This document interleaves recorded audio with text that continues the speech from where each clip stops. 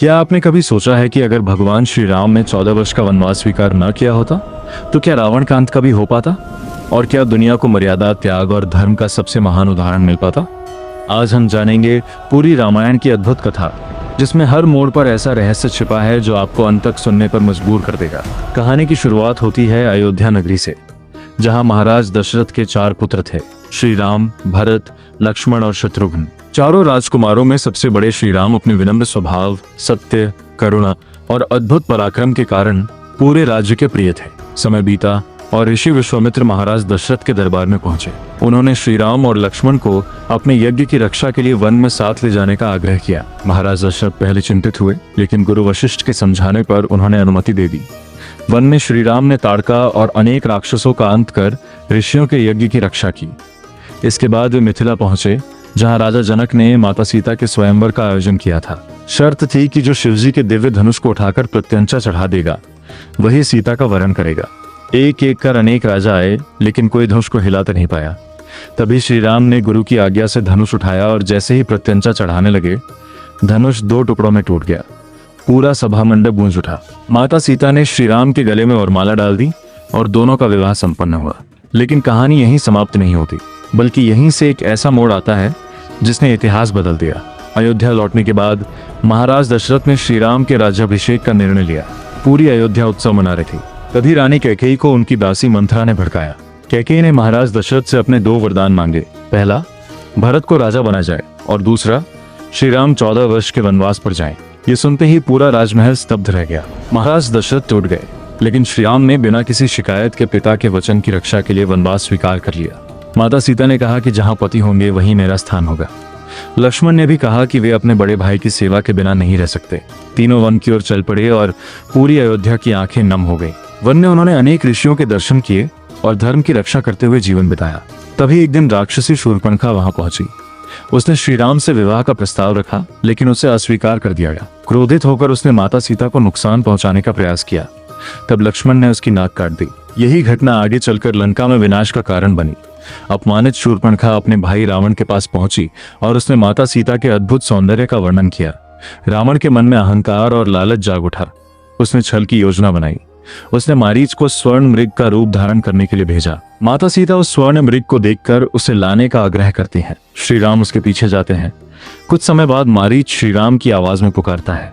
माता सीता चिंतित हो जाती हैं और लक्ष्मण से श्री राम की सहायता के लिए जाने को कहती हैं। लक्ष्मण जाने से पहले सुरक्षा की मर्यादा बताते हुए माता सीता को सावधान रहने का आग्रह करते हैं और फिर श्री राम की ओर चले जाते हैं। तभी एक साधु का वेश धारण करके रावण वहां पहुंचता है। जैसे ही माता सीता उसे भिक्षा देने के लिए आगे बढ़ती हैं, रावण अपना असली रूप दिखाकर उनका हरण कर लेता है। ये रामायण का सबसे बड़ा और सबसे दर्दनाक मोड़ था। रास्ते में वीर पक्षी राज जटायु रावण को रोकते हैं। वे पूरी शक्ति से युद्ध करते हैं, लेकिन रावण उन्हें घायल कर देता है। जब श्री राम और लक्ष्मण लौटते हैं तो उन्हें माता सीता नहीं मिलती। दोनों व्याकुल होकर उनकी खोज शुरू करते हैं। घायल जटायु अंतिम सांसों में रावण की दिशा बताकर प्राण त्याग देते हैं। खोजते खोजते श्री राम की भेंट हनुमान जी और सुग्रीव से होती है।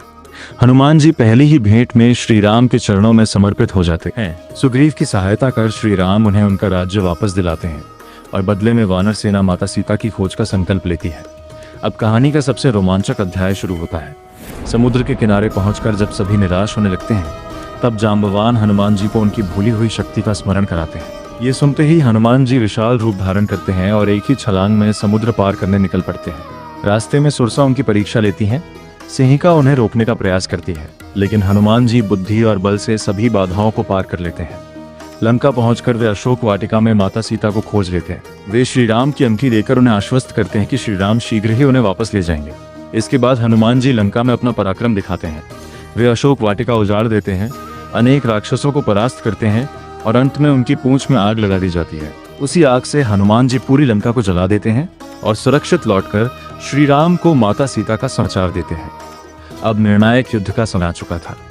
समुद्र पर नल और नील के नेतृत्व में विशाल सेतु बनाया जाता है और पूरी वानर सेना लंका पहुंचती है। युद्ध आरंभ होता है। एक एक करके रावण के बलशाली योद्धा युद्ध भूमि में उतरते हैं।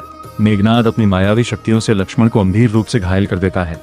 तब हनुमान जी संजीवनी बूटी लाने हिमालय की ओर जाते हैं। पर्वत पर सही औषधि पहचानना कठिन होने पर वे पूरा पर्वत ही उठा लाते हैं। संजीवनी से लक्ष्मण स्वस्थ हो जाते हैं और पूरी सेना में नया उत्साह भर जाता है।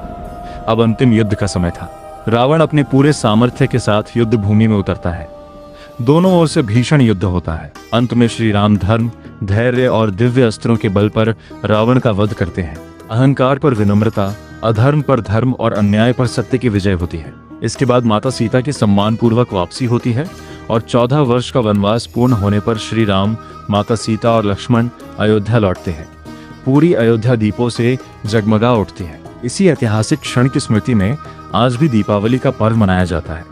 श्री राम का राज्याभिषेक होता है और राम राज्य की स्थापना होती है, जहां न्याय, करुणा, सत्य और समानता सर्वोपरि होते हैं। यही रामायण हमें सिखाती है कि शक्ति से बड़ा चरित्र होता है, धन से बड़ा धर्म होता है और विजय केवल उसी की होती है जो सत्य के मार्ग पर अडिग रहता है।